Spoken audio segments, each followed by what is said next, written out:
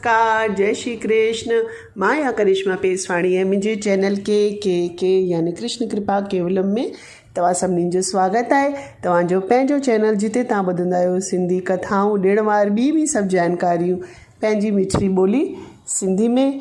जीअं त पिछले वीडियो में मां तव्हांखे पुरुषोत्तम महीने जे 6 अध्याय कथा ॿुधाई हुई, जंहिंमें पहिरें अध्याय में नारद मुनि भगवान खां सवाल था पुछनि कि पुरुषोत्तम महीनो कहिड़ो आहे, हिन में छा कजे, ऐं ॿिए अध्याय में इहो पुछियऊं कि हीउ कीअं पवंदो आहे, पुरुषोत्तम महीने जे अचण जो कहिड़ो कारण आहे। ऐं टे अध्याय में धृतराष्ट्र जे पुत्र दुर्योधन कीअं द्रौपदी जो अपमान कयो, उहा कथा आहे। ऐं चौथे में जय विजय जी कथा आहे, जो पाण में विड़ी करे वाघू ऐं हाथी जी योनी पातऊं। ऐं पंजे अध्याय में हाथी जी स्तुति आहे, जो भगवान श्री नारायण के करे थो। ऐं छठे अध्याय में कीअं हुन जो उद्धार थियो ॿिन्हिनि जो, उहा कथा आहे। त हाणे मां तव्हांखे 7 अध्याय ॿुधायां थी, त अचो ॿुधूं था। अध्याय 7। श्री सूत जी महाराज चवण लॻो त हे ऋषियो, हाणे होॾां 5 पांडवनि ऐं द्रौपदी जी वार्ता ॿुधो। भगवान श्री कृष्ण चवण लॻो त हे युधिष्ठिर, अव्हां वन में रही बि पुरुषोत्तम खे भुलिजी विया आहियो, तंहिं करे दुख ॾिसी रहिया आहियो। हाणे मां अव्हांखे हिकिड़ी वार्ता ॿुधायां थो, जो ध्यानु ॾेई ॿुधो। अॻे जन्म में इहा द्रौपदी हिकु ब्राह्मण जी कन्या हुई, जंहिंजो नालो मेघावी हो। हिन ब्राह्मण खे हिकु धीअ, हिकु ई कन्या हुई, जंहिं करे इहो ब्राह्मण खेसि पुटु जीअं पालींदो हो। कन्या विद्या में ॾाढी होशियारु हुई। संदसि माता नंढे हूंदे परलोक पधारजी वई हुई, जंहिं करे उहा चिंता में गुज़ारणु लॻी। जेसिताईं माता जे स्वर्गवास थियण खां पोइ संदसि पिता चङीअ तरह हुनजो पालन कयो हो। ऐं कन्या 10 सालनि जी अची थी हुई, तॾहिं पंहिंजी सौभ्या ऐं जवानी खे ॾिसी ऐं पिणु पंहिंजे साहेड़ियुनि खे गृहस्थी में सुखी ॾिसी मन ई मन चवंदी हुई, हे परमात्मा, कॾहिं इहो ॾींहुं कंदो जो मां बि इहो सुख भोगींदसि। हमेशह इन्हीअ चिंता में हूंदी हुई त कहिड़ो उपाय कयां, कहिड़े देवता जो पूजन कयां जो मूंखे बि सुंदर ऐं गुणवान पति प्राप्त थिए। ख़बर नथी पवे त विधाता मुंहिंजे लेख में अलाए छा लिखियो आहे। मुंहिंजे पिता बि अञा निंड में आहे, जो मुंहिंजी अवस्था खे ॾिसी बि को बि वर ॻोल्हण जो ख़्यालु नथो करे। ॿियूं जेकी साहेड़ियूं आहिनि सभु पति वारियूं आहिनि, शायदि मुंहिंजो भाग ई हीणो थो थिए। मुंहिंजो माता बि मूंखे दुखनि में फिटो करे पाण परलोक पधारजी वई, बसि इहे ॻाल्हियूं ॻणंदी रही। ब्राह्मण कन्या खे चिंता में भरियल ॾिसी वर जी ॻोल्हा करणु लॻो, पर को लाइक़ु वर खेसि कोन मिलियसि, जंहिं करे हू बि चिंता में गुज़ारणु लॻो। आख़िर बीमार थी पियो ऐं अंत में भगवान पुरुषोत्तम जो ध्यानु करे शरीर त्यागी। ब्राह्मण अंतकाल में भगवान पुरुषोत्तम जो सुमिरन कयो हो, तंहिं करे भगवान विष्णु जा पार्षद खेसि विमान में चाढ़े वैकुंठ वठी विया। होॾां कन्या पंहिंजे पिता जे शरीर खे गोद में रखी ॾाढा वर्लाप करणु लॻी त हाय पिता, हाणे मां अनाथ कंहिंजे आसरे थींदसि, केरु मुंहिंजी सार संभाल कंदो, मां हाणे कंहिंजी शरण में वञा, केरु मूंखे हिन दुख में सहायता कंदो, हाणे मां हिन झंग में कीअं अकेली रहंदसि। इहा आश्रम बि हाणे राम दुनिया खां रहित थियो। हे पिता, मुंहिंजो हथ कंहिंजे हथ में कोन ॾिनो। हे पिता उथ, घणो वक़्तु सुम्हियो अथई, हेतिरो माठ छो धारी अथई, मूं कहिड़ो गुनाह कयो आहे, मुंहिंजे गुनाहनि खे न ॾिस ऐं उथी खड़ो थी। ईअं कंदे वीचारी कन्या अची रोअण में छटकी। अहिड़ी तरह कन्या जो रोअण ॿुधी सभई ऋषि गॾिजी कन्या वटि आया ऐं खेसि धीरज ॾेई संदसि पिता जो अग्नि संस्कार करे वरी बि कन्या खे धीरज ॾेई पंहिंजी कुटिया ॾे हलिया विया।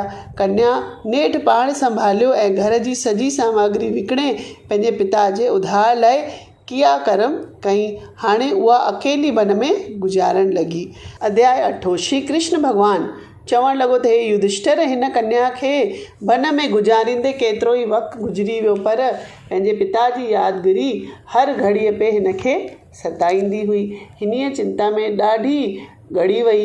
हिकिड़े ॾींहुं ओचितो ई ओचितो दुर्वासा ऋषि हिन वटि अची निकितो। कहिड़ो आहे इहो दुर्वासा ऋषि, जंहिंखां सभु देवताऊं बि डिॼनि था। सॼे बदन में भभूत मखियल अथसि, जंहिंखे महादेव रूप नज़र पियो अचे। श्री कृष्ण भॻवानु चवणु लॻो त हे युधिष्ठिर, हिन दुर्वासा तुंहिंजी माता कुंतीअ खे देवताउनि खे घुराइण जी विद्या सेखारी हुई। इहो दुर्वासा मूंखे बि श्राप ॾियण खां की न हिचकियो हो, सो ॿुध मां तोखे ॿुधायां थो। हिकिड़े दफ़े मां रुक्मणीअ सां गॾु घुमण पिए वियसि त वाट ते रुक्मणीअ खे अची उन सतायो, पर जीअं त रस्ते में जल कोन मिलियो, तंहिं करे मां हिन पृथ्वीअ में तीर हणी जल प्रगट कयो। कुदरत सां दुर्वासा ऋषि बि हुते बीठो हो, सो हिन खे पाणी पीअंदो ॾिसी क्रोध में भरिजी मूंखे श्राप ॾिनई त तुंहिंजो रुक्मणी सां विछोड़ो थींदो। सो ऋषिअ खे ईंदो ॾिसी कन्या उथी बीठी ऐं आदर सत्कार करे खेसि वेहण लाइ आसन ॾिनई। पोइ गुल फुल आणे संदसि हर तरह जी पूॼा कई।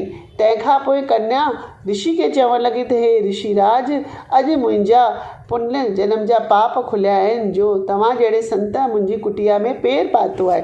तव्हांजे दर्शन जे करे मुंहिंजा सभु दुख दूर थी विया आहिनि।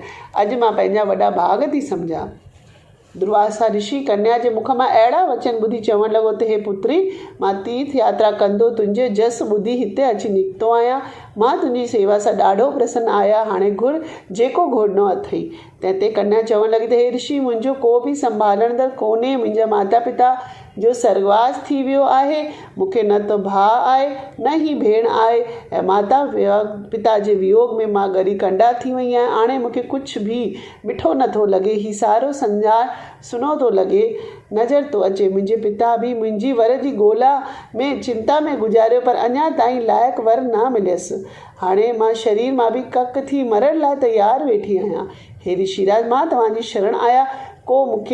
तव्हां मूंखे हिन दुख मां छॾाइण जो को उपाय ॿुधायो। दुर्वासा ऋषि कन्या जी दुखदायक ॻाल्हि ॿुधी हुन मथां दया करे हिन रीति चवणु लॻो। अध्याय 9। श्री कृष्ण भॻवानु चयो त हे युधिष्ठिर, मेधावी ब्राह्मण जी कन्या खे जेकी दुर्वासा ऋषि चयो हो सो तूं ध्यानु ॾेई ॿुध। दुर्वासा ऋषि चवणु लॻो त हे पुत्री, मां तोखे हिकिड़ी वार्ता ॿुधायां थो, तूं सावधान थी ॿुध। जा मूं हिन खां अॻु कंहिंखे बि न ॿुधायो आहे। तुंहिंजी हिमत लाइ तोखे ॿुधायां थो। हे पुत्री, अॼु खां 3 महीननि खां पोइ जेको महीनो ईंदो तंहिंजो नालो पुरुषोत्तम आहे। हिन महीने में प्रातःकाल सनानु करण करे ब्रह्म हत्या जो दोष न लॻंदो। हिन महीने जे बराबरि को बि महीनो न आहे। सभु महीना पक्ष ऐं परब जेके आहिनि से पुरुषोत्तम महात्म जी 16 पति जे बराबरी बि न आहिनि ऐं पिण वेदन में जेके बि साधन चयल आहिनि हिन पुरुषोत्तम जे 16 हिस्से जे बि बराबरि न आहिनि। 1000 वरी गंगा में सनानु करण ऐं शिंगरास में विस्पति अचण करे गोदावरीअ में सनान जो फल थो मिले। हे पुत्री, श्री कृष्ण खे पुरुषोत्तम महीनो ॾाढो प्यारो आहे। इन में सनानु दान जप आदि करण सां जीव खे मनवांछित फल प्राप्त था थियनि। तंहिं करे तूं बि पुरुषोत्तम महात्म में भॻवान जी भक्ति कर ऐं तुंहिंजो मतिलबु सिद्ध थींदो। हे पुत्री, मां तोखे हिकिड़ी ॿी बि वार्ता ॿुधायां थो। हिकिड़े दफ़े मां क्रोध में अची अम्बरीश ऋषिअ खे भस्म करण जो इरादे सां कर्त्या छॾी, पर भॻवान जी कुदरत सां इहा मूंखे ई वापसि मारण लाइ आई, पर पुरुषोत्तम जे प्रताप करे मूंखे भस्म न करे सघी। इहो ॾिसी मूंखे अचरज लॻो। इहो सभु प्रताप पुरुषोत्तम जो सम्झी, तंहिं करे हे पुत्री, तूं अहिड़े पुरुषोत्तम खे जप त तुंहिंजा बि सभु कार्ज रास थियनि। एतिरो चई दुर्वासा ऋषि चुप थी वियो। श्री कृष्ण भॻवानु चवणु लॻो त हे युधिष्ठिर, एतिरो ॿुधी इहा कन्या क्रोध में भरिजी ऋषिअ खे चवणु लॻी त हे ऋषिराज, जेकी अव्हां चयो आहे सो मूंखे सम्झ खां ॿाहिरि आहे। छा वेसाख, कती ऐं माघ महीने जा फल घटि आहिनि? छा महादेव आदि देवताऊं फल ॾियण वारा न आहिनि? छा सूरज देवता ऐं दुर्गा देवी बि फल रहित आहिनि? छा श्री गणेश देवता में शक्ति कान्हे? हे ऋषिराज, तोखे लज नथी अचे जो एतिरी वठी पुरुषोत्तम महीने जी महिमा कई अथई। जो पुरुषोत्तम महीनो सभिनीनि कार्यनि में निंदित आहे। मां त सिर्फ़ु दुखनि खे नाश करण करे सुखनि खे ॾींदड़ प्रभु त्रिलोकीनाथ महादेव खे प्राणनि खे प्यारे भॻवान श्री दशरथ नंदन श्री रामचंद्र खे थी मञिया। कन्या जा अहिड़ा वचन ॿुधी दुर्वासा ऋषि ॾाढो क्रोध में भरिजी वियो, पर तॾहिं बि बसि श्राप न ॾिनई, छाकाणि त आख़िर त हुई कन्या। ॿियो संदसि पीउ सां हिन जी मित्रता हुई। टियों ऋषि वीचार कयो त हीउ अञा बालक आहे, हिन खे चङे मंदे जी का ख़बर कोन्हे। इहो वीचार करे चवणु लॻो त हे अभागिण, मां तोखे पंहिंजे मित्र जी कन्या ॼाणे श्राप नथो ॾियां। हाणे तोखे जीअं चङो लॻे तीअं कर, पर तो पुरुषोत्तम जी निंदा कई आहे, तंहिं करे हिन जो फल अवश्य तोखे भोगणो पवंदो। हे कन्या, हाणे मां भॻवान जे दर्शन लाइ बद्रिका आश्रम थो वञा। एतिरो चई दुर्वासा ऋषि राही थियो। होॾां कन्या बि पंहिंजी कुटिया में भॻवान महादेव जी आराधना में मग्न थी वई। त ही हो अध्याय 9। हिन सां मां पंहिंजी कथा हिते ई समाप्ति कयां। अॻियां कथा वरी ॿिए वीडियो में ॿुधाईंदमि। अगरि तव्हांखे इहो वीडियो वणियो हुजे त हेठि पुरुषोत्तम मास की जय लिखंदा त मां सम्झी वेंदसि कि तव्हांखे वीडियो वणियो आहे। त वरी मिलंदासीं, हिन ई कथा खे अॻिते वधाईंदासीं। तेसिताईं मोकल थी वठां। जय श्री कृष्ण।